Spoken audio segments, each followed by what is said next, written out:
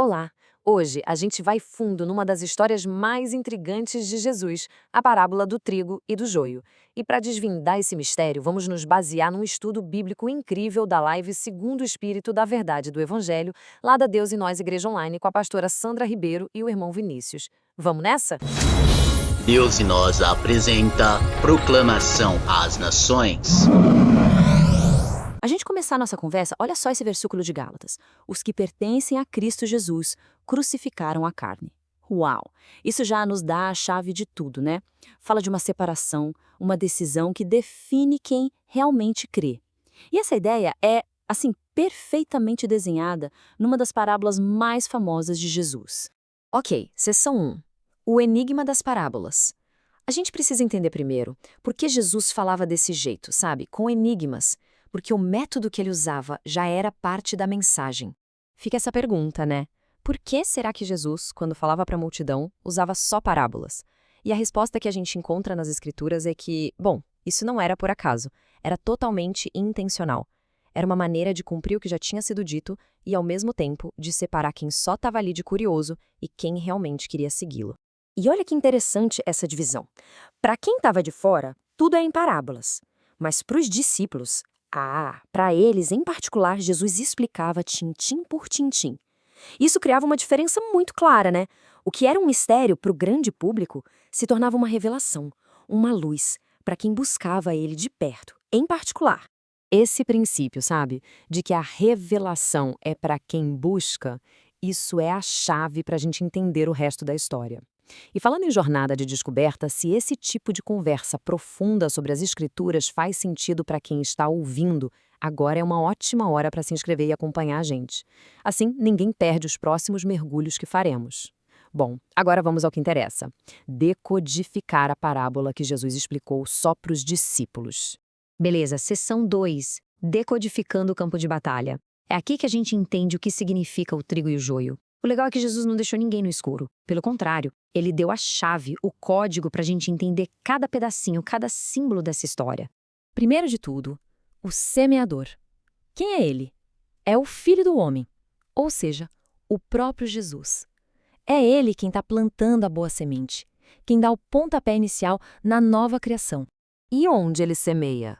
O campo. O campo, gente, é o mundo. É nesse palco, o domínio que ele mesmo criou, que toda essa história espiritual acontece. Agora, a boa semente, o que ela é? São os filhos do reino. São aquelas pessoas que nasceram de novo, sabe? De uma semente que não se corrompe. É quem se torna, de verdade, parte da família de Deus. Mas tem também o joio, e o joio é o oposto. São os filhos do maligno. Eles foram semeados pelo inimigo e representam aqueles que continuam na natureza caída, corrompida do primeiro Adão. Certo. E a colheita? A colheita é o fim dos tempos. É importante entender que não é tipo um dia específico, um único evento, mas é a grande finalização de tudo, a consumação dos séculos, o juízo final. E para fechar essa decodificação, temos os ceifeiros. Quem faz a colheita? Os anjos. São eles que, no final de tudo, serão enviados para fazer essa separação definitiva entre o trigo e o joio, entre os justos e os ímpios. Ok, agora que a gente já decifrou os símbolos da parábola, a gente vai para um nível ainda mais fundo. Seção 3. O plano antes do mundo.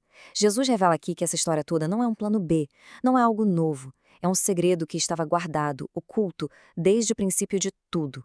E a chave para entender esse segredo está numa única palavra grega, katabulê.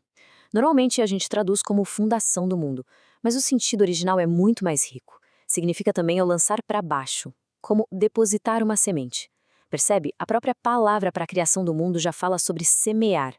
Isso muda completamente a nossa perspectiva. E não é um caso isolado, olha só. Essa palavra katabolê aparece em vários pontos cruciais do Novo Testamento. Em Mateus, fala das coisas ocultas desde a katabolê. Em Efésios, que fomos eleitos antes da katabolê do mundo.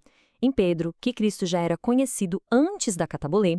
E em Apocalipse, que o Cordeiro foi morto desde a katabolê. O que tudo isso nos mostra de forma consistente, que o plano de salvação de Deus, a identidade do seu povo, tudo isso foi estabelecido antes mesmo do mundo físico existir. Isso é incrível. Significa que a identidade de quem crê não é um acidente, mas faz parte de um plano eterno. E tudo isso nos leva finalmente ao grande objetivo. Seção 4. A multiforme sabedoria de Deus. Qual é o propósito final de todo esse plano cósmico que existe desde antes do tempo? A resposta é a criação da Igreja. E o objetivo é dar a conhecer a sabedoria polipoiquilos de Deus. Que palavra, hein? Polipoiquilos. Significa algo como multiforme, muito variado, de muitas cores. É uma imagem linda. Pensa na túnica de José, toda colorida. O produto final desse plano de Deus é uma igreja assim, cheia de cores, diversa, formada por gente de todos os povos, todas as tribos, todas as nações.